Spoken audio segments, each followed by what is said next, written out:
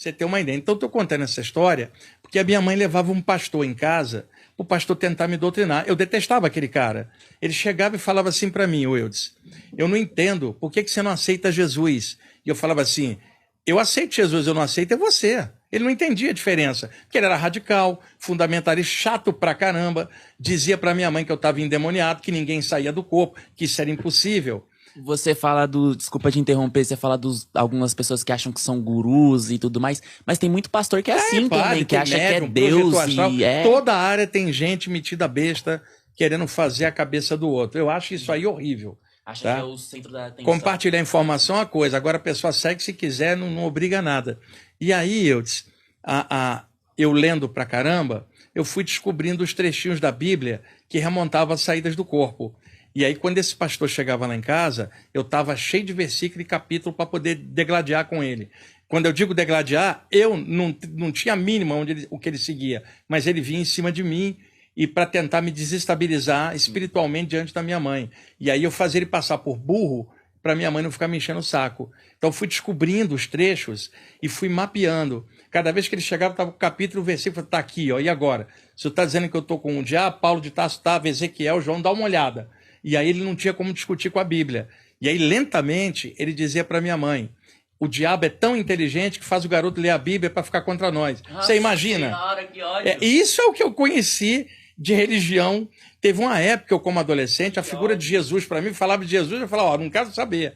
Com o tempo, olha que coisa, Eudes, nas saídas do corpo, que os mentores espirituais me mostraram uma outra imagem de Jesus e um outro jeito, e eu comecei a ficar apaixonado pelos ensinamentos de Jesus, mas eu tive que tirar a religião cristã da frente para entender Jesus. Porque uma coisa é você seguir o cristianismo, doutrina que os homens criaram em cima dos ensinamentos de Jesus. Outra coisa é você estudar o ensinamento de Jesus e crescer com ele. É bem diferente. Você pode ser apaixonado por Jesus e não ser cristão, gostar do Buda e não ser budista. Mas as pessoas são tão condicionadas que elas não conseguem conceber algo assim. E todas as vezes que eu falo essas coisas em público, você recebe ataque nos comentários, já é previsível. Só Jesus salva, o diabo está levando... Isso é o normal, já é o esperado. Porque eu já estou acostumado com isso, ó, desde da adolescência, né? Agora, até aí... um fundamentalista falar alguma coisa, o pior é um estudante espiritual entrar na mesma vibe. Tem um monte também, chatos pra caramba. Porque não sei o que, Jesus é o governador do planeta. Cara, se Jesus é o governador, quando ele reencarnou, quem assumiu o vice? Você tá de sacanagem, né? E vai explicar para o muçulmano que Jesus é o governador, para o chinês ou para o hindu, que tem outras culturas e tem seus ícones como Buda, Krishna, Maomé, Moisés e outros. Não dá, cara. É uma visão de conjunto. Ela entende, pode gostar de uma área, mas está aberta para todas as partes. Então eu tive que descobrir esses trechos que hoje eu uso, mostro em cursos, palestras, para livrar os outros também da mesma pressão. Agora, cada um segue o que quiser. Você pode ler a Bíblia, fazer o que você quiser, só não me enche o saco com aquilo. Tá? Porque se você vier, eu vou estar com os capítulos e eu tenho uma memória enorme, mas não é para te atacar, simplesmente é para te mostrar, eu não estou com o diabo, é você que está ignorante. Tem que ser falado isso claramente, porque as pessoas elas massacram as outras. Sabe? Eu disse, se você está num ambiente onde só tem religiosos e você é materialista, por exemplo, você vai sofrer bullying, vão te atacar. Eu já passei por isso em empresa. Toda hora alguém te pressionando porque você não está dentro da caixinha. E a mesma coisa, se você, por exemplo, está num meio cheio de materialista e você é espiritualista, vai sofrer bullying, se você não tiver força para enfrentar o meio. E uma coisa que eu nunca entendi, Eudes, é a pessoa ter vergonha da espiritualidade dela.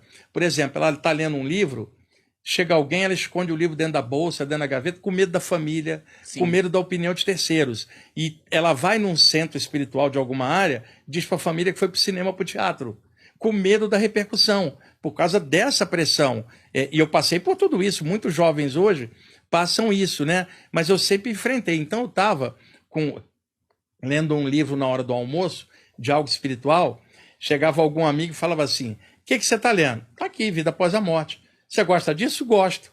Você sabia que eu não acredito em nada disso? E eu respondia, dane-se, e continuava lendo, a opinião do outro não me interessa. Eu estava com certeza do que eu estava fazendo. Então, nunca entendi a covardia espiritual das pessoas não assumirem uma coisa, eu disse. Uma pessoa quer fazer um curso, às vezes, de saídas do corpo, para atravessar o invisível e ver o lado de lá.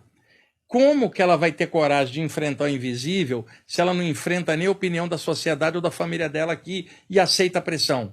Então, se a pessoa não consegue vencer nem o medo de se expressar, imagina fora do corpo. Tem muito estudante espiritual que é assim. Então é muito importante colocar esses trechos, lembrando, é uma visão espiritualista desses trechos, mas não tem dúvida, os trechos falam por si mesmo, eu vou projetar ali.